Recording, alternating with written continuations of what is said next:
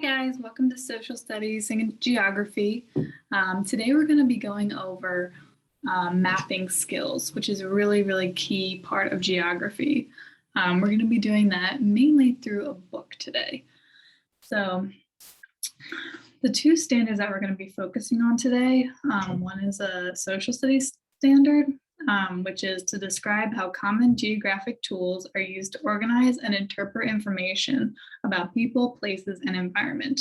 And we're also going to be diving into an English language arts standard, which is to integrate information presented in different media or formats, like visually or quantitatively, as well as in words, to develop a coherent understanding of a topic or issue.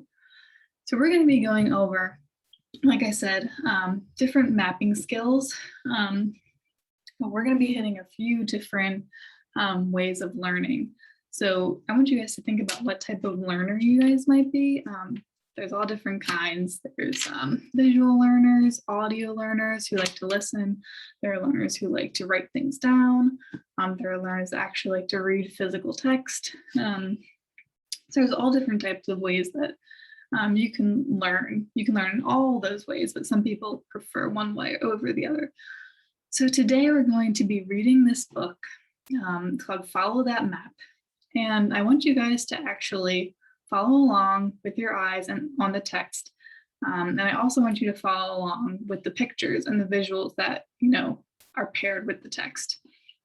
And I also want you guys to be active listeners today. So don't just read the text and look at the pictures, but also understand what I'm actually going to be reading to you out loud. And the other thing I want you to be doing is learning through writing. So I want you guys to take notes about different things that you're learning as I'm reading. Perhaps you can write down different vocabulary that are new to you. And then I also want you to kind of draw some pictures as well. So we're going to be talking about maps and the different parts of the map. So maybe you want to actually draw a map and put some labels on the different parts of the map, things like that. So I just want you to be using all of your ways of learning today. So before we actually dive into the book, I want you guys to kind of get together with your pairs that you're sitting next to and kind of discuss a time if you've ever gotten lost. So if you've been with your friends or family and you got separated from them, what was that experience like? How were you able to find your way back to your friends and family? Or if you ever lost someone, maybe like a pet or a smaller sibling, which would be scary, but how were they able to find their way back to you, or how are you able to find them? So kind of just share a story amongst yourselves about a being lost situation and what you did about it.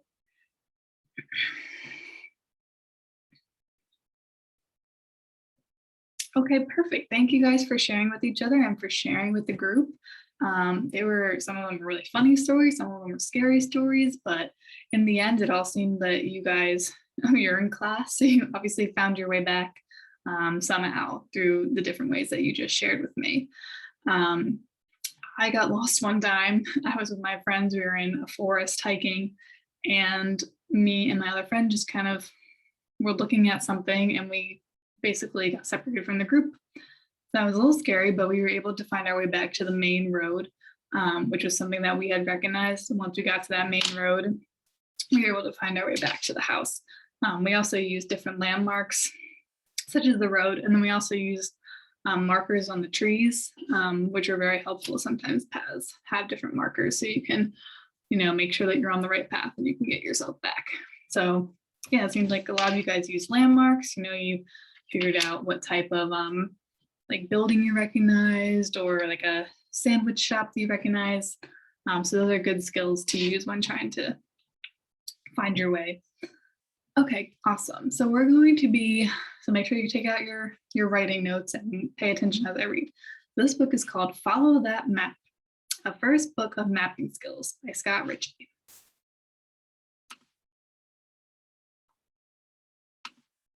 All right, so this first page talks about the different parts of a map. So perhaps you guys want to start jotting down things on this page. So the first part of a map is a legend. So the legend is usually down at the bottom right-hand corner, and it has different symbols that correspond to different words. So here you can see this is a bicycle path, which is noted by this bike. So if you find the bicycle path on the map, you can tell where the bicycle path is. So it's pretty useful. Here's a picture of a tree. You can go to the legend, you can see the tree, it means a forest. So these little icons are typically called symbols. So that's a new vocab word, so make sure you jot that down. And then here is a landmark. So it's something that's easy to find, like a tall building. And a lot of you referenced that when a few of you got lost in a city. You guys said that you had noticed like a really interesting building that you had passed. So you made sure that you found that building in order to get back. And then some maps show paths or routes that help you find your way. So if you're in like a forest or an amusement park, there's usually a map and it has different paths because some places, are more walkable than others. So those are very useful to find different paths. So those are the parts of the map. Now we're going to get into actual text. All right. One sunny day, Sally and her friends are playing in her backyard. Pedro notices that Sally's dog, Max, and her cat, Ollie, are missing. Where have Max and Ollie gone? The 5 friends decide to find out. Sally says, we'll need some maps. Pedro says, where should we start? Pedro says, I have to be home for dinner. Sally says, don't worry, we have lots of time. You always have time when you lost your pets. It's very important to find them. First stop, Yuli, one of the friends, has an idea. Maybe Max and Ollie are visiting their favorite places in the neighborhood. The children spread out and start their search. Can you find the symbol for the park on the legend and on the map? Maps use symbols to help you find important places, such as a hospital, your school, or your home. The symbols are explained on the legend or key.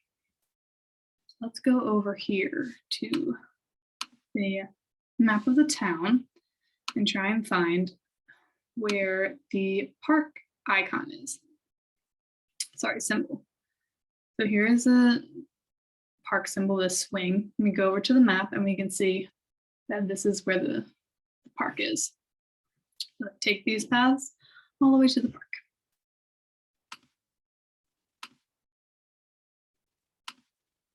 Follow that trail. Sally thinks going to the park next is a good idea. She takes Max for walks in the park every day. The children will follow the route from start to finish. Keep your eyes open. Somebody is going the wrong way. Who is it? A map can show you which path to follow so you won't get lost. The route on this map is colored yellow and marked with red arrows. So it's kind of like Dorothy, yellow brick road. In this store, it's a yellow path. All right, so this is the yellow path, and these red arrows are telling you which direction you should be going into. So this guy here, he's not going the right way. So he's probably not going to be able to find the pets that way. In the city. So there was no luck on the trail. Yuli suggests going to the city zoo. Maybe Max and Ollie are visiting the animals. Martin is getting close to the zoo. Which direction is he running? The compass rose on a map shows you directions such as north, south, east, and west. Has anyone heard of a compass before? Okay, and has anyone heard of like a north arrow? Okay, so those are 2 things that show you direction. So north is usually up, south is down, west is usually left. The video is kind of flipped, so it's going to confuse you. And then east is usually to the right.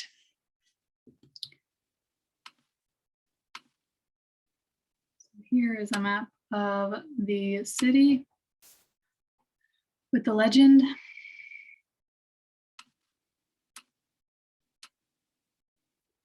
So now they're off to the country. They didn't find the animals.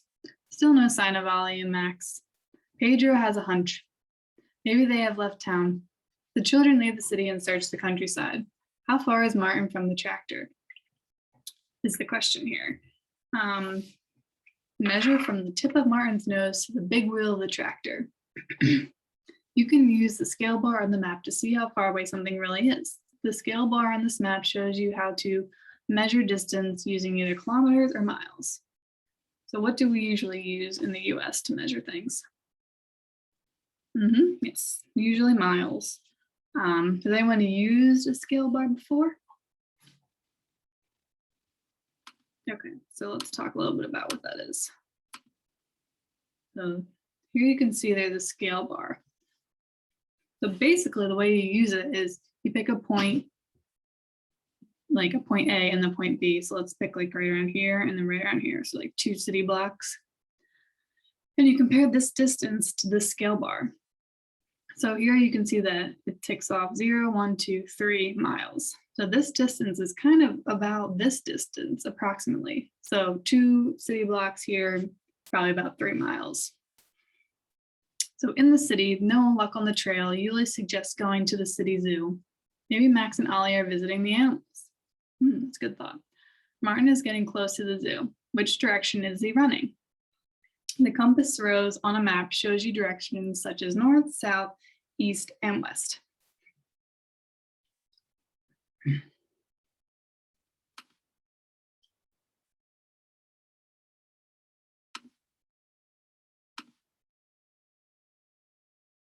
Hot, cold, wet, dry. Look out, the weather is changing. Good thing Martin brought an umbrella. The children hope that Max and Ollie aren't getting too wet. What's the weather like where Max and Ollie are? A weather map is different from other kinds of maps. It can show how warm a place is or whether it's raining somewhere. So weathermen like to use maps. There are also different maps that scientists like to generate that kind of show us what regions are, usually hotter than others, what are rainier or wetter than others. They're very useful maps.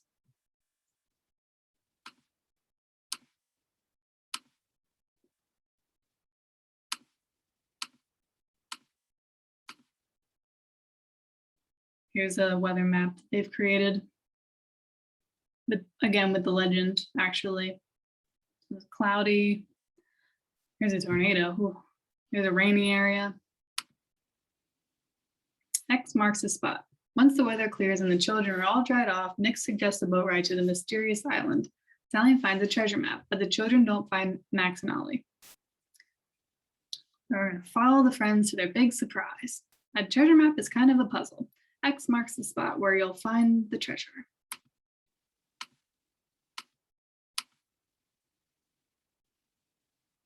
So here's kind of the directions that they read. Go 7 steps east, cross Serpent Bridge, jump on 8 stepping stones, but stop before Alligator Beach. Go south to find the treasure. X marks the spot. So this kind of reminded me of, it's not as fun, but when you ask for someone for directions and they kind of give you some verbal, maybe written directions on where to go. So they might say like, drive a mile and then turn left at the light and then drive another mile and turn right at the fork in the road or turn right at the church. So there's different directions that you have to follow and memorize. That's of course if you don't have your GPS. Up, down, all around. Tickets to Playland. What a great treasure. The children hop on the train and they're on their way. How many mountains do they travel over on the ride? A topographical map shows the natural features of a landscape. You can use this kind of map to find rolling hills, low-lying lakes, or high mountains. So a topographical map, essentially like the book said, it shows like high points and low points. So here is obviously the high points, there's a lot of mountains, and this is the lower points. Here's a really low point with the water. So it's very useful to see in 2D what the different physical features are. Again, here's a legend. Mountains, volcanoes, plateau, which is a vocab word that you can write down. That's a flat area. All fun and games. Sally and Pedro have a great time riding the Ferris wheel. They can see everything from miles around. Well, maybe not everything. Look who's right in front of them. And look where they are. The Ferris wheel is tall, but there's a landmark that's even taller. Can you find it on the legend and the map? A landmark is something that is easy to find. It might be a tall statue, an important building, or a funny looking tree. In this case, it looks like it's a very tall roller coaster.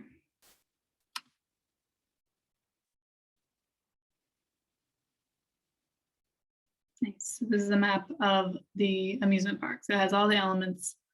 Doesn't have the scale bar, but it has a legend, a key, a compass arrow, north, south, east, and west.